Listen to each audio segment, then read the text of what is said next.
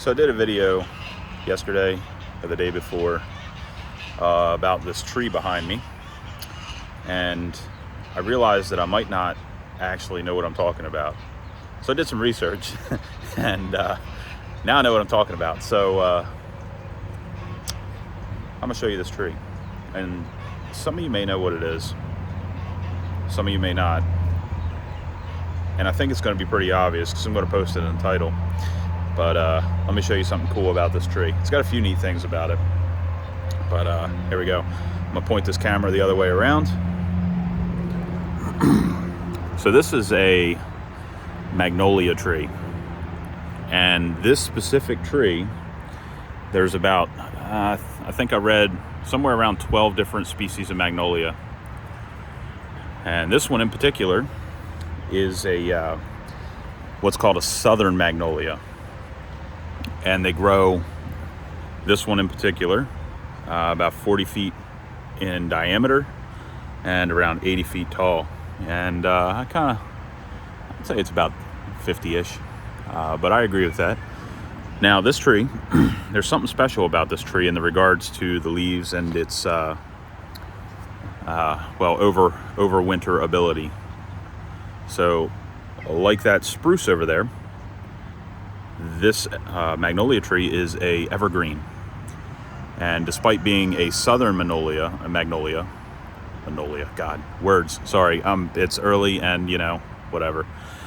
Despite being a southern magnolia, normally found on the southern portion of the U.S., it's doing just fine here in Maryland. And actually, as if you look at the zones in the United States, they kind of are shaped like a bowl, right? So I'm right at the very top of that acceptable growth range for southern magnolia. So magnolia are kind of neat in that the leaves never turn brown really. And I know you're saying, I see some brown right there. Well, that's the bottom of the leaf.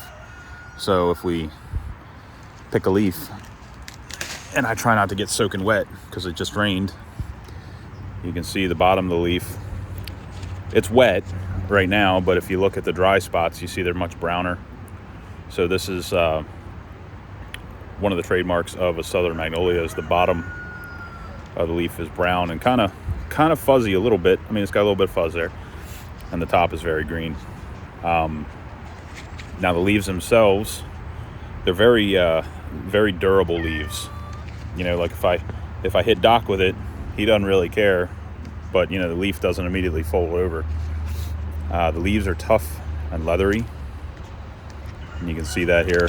I kind of fold them, you can hear them, but they're real thick, durable leaves. You can see they're very thick leaves actually. So anyway, these leaves, when they're dry, like the ones all underneath the tree here, they burn really well and they smell, oh my God, absolutely amazing. See if you can get a whiff of that. Here, let me crinkle it up a little bit so you can smell a little more. What do you think? Oh my God, this smells good. So the smell is kind of like pine, but a little sweeter. And they, I wouldn't have any sort of issue taking some of these leaves, putting them in a pot on my stove and boiling them in the winter to make my house smell nice, right? Like you do with orange peel or vanilla or any of that stuff. So these leaves, they smell like a nice Christmas tree. They smell really good. The other thing about these trees is they make these flowers, and these flowers are enormous. My tree in particular does white flowers, but some of the trees, I think the southern magnolia only does white. I may be mistaken. I think it might do pink as well, but I've only ever seen them in white. And they're big. They're about the size of oh my goodness, I almost want to say the diameter of a paper plate, or about the size of a little smaller than a soccer ball. They're very large, and they point up in the tree. So when you look at the tree, you see these white, just huge flowers all over the tree. Everywhere that one of these little things, these little cones are, So everywhere that this cone or these cones are is a flower. There's some over here. They're all through the tree. So every time you see one of those, there's another flower. So you can imagine all the cones, and I know it's hard to see in the video, but this tree has cones all over it. So in the summer, about late summer is when they all start blooming out and you get these big white flowers. Now, I don't know if you ever smelled Magnolia perfume. That stuff smells like vomit compared to this. So the southern magnolia is known for having very rich, fragrant flowers. And it's the truth. Like, we've pulled them down and they just smell absolutely wonderful. Like, I wouldn't mind having my whole house smell like that stuff. It really smells good compared to that chicken right there that smells like shit. Sorry. But they do. Chickens stink. I don't understand how people can cuddle them. They really do not smell good. So let's look at these cones. So I keep talking about these cones. So this is one that has been laying on the ground for a little while. Most of the seeds are gone. There's one, but that's only because it's really quite stuck in there. But if we toss that one away and look at this one, and I'm gonna try to break this one off too. So this one has a bunch of seeds on it too. And they don't really serve us much purpose, but I saw these stupid cones going on Etsy for, I think, ones like this, I don't know, like $30 for 10. Like, who would buy this? I don't know. It doesn't make sense to me unless someone's trying to propagate magnolia trees.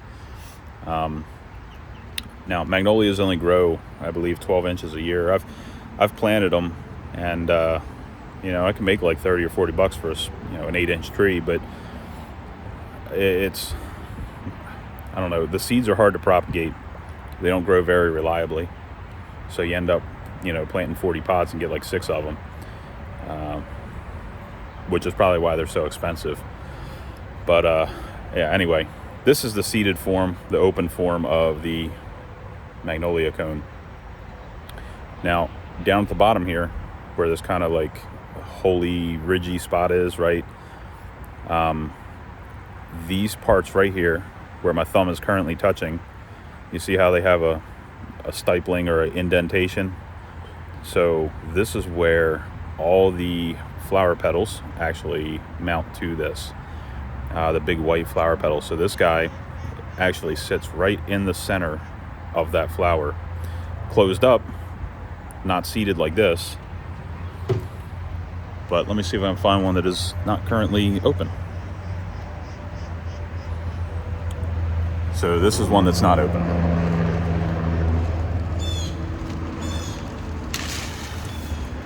Get in a shower here. So you can see this one's not open.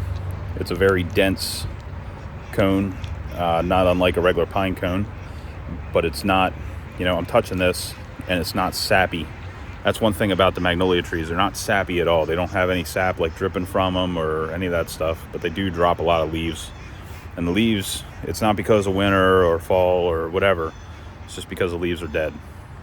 So, but this cone is not sappy at all. It's very actually,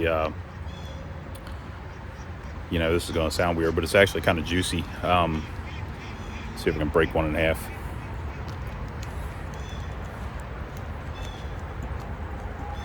Okay, no.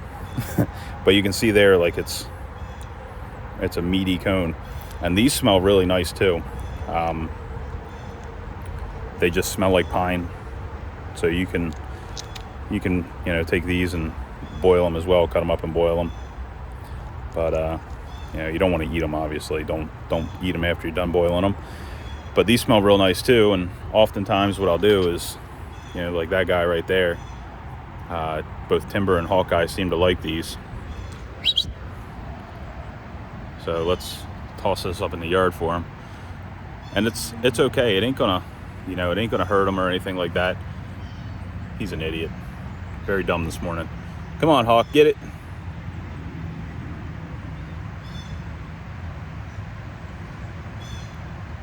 I threw one up here the other day, and he was out here rolling around with it, tossing it, all kind of stuff.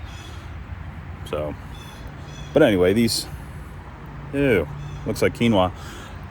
Anyway, these trees are very neat. They smell wonderful. They have great big flowers. They drop, you know, these cones that your dogs can play with.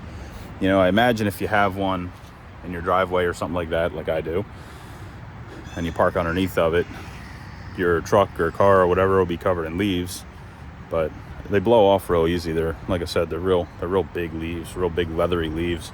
So ain't no thing on like a spruce tree over there, or one of these stupid cedar trees, or, you know, I had some big white pines. Some of those drip sap all over the place. It's disgusting. I hate them. But magnolias do not.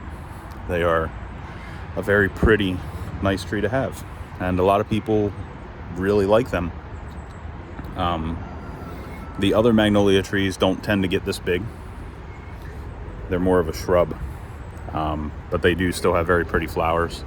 It's just that the further north you go, the more tree-like they become. So, all right, well, now you know more about magnolia trees than you thought you'd ever know, if you managed to watch this video. And I don't know. Thanks for watching. See ya.